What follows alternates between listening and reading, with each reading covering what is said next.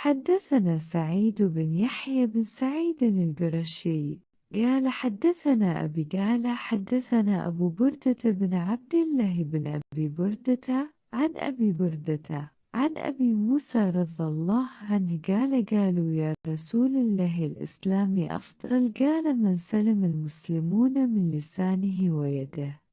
Some people asked Allah's messenger, whose Islam is the best? I. Who is a very good Muslim? He replied, one who avoids harming the Muslims with his tongue and hands. हमको सईद बन सईद अमवी कुरैशी ने यह हदीस सुनाई। उन्होंने इस हदीस को अपने वालिद से नकल किया। उन्होंने अबू बरदा बिन अब्दुल्ला बिन इब्बी बरदा से, उन्होंने इब्बी बरदा से, उन्होंने अबू मूसा रज़ी अल्लाह अन्हु से। वो कहते हैं कि लोगों ने पूछा, रसूल अल्लाह, कौन सा इस्लाम अफजल है? तो नबी करीम सल्लल्लाहु अलैहि वसल्लम ने फरमाया, वो जिसके मानने वाले मुसलमानों की ज़ुबान और हाथ से सारे मुसलमान सलामती में रहे।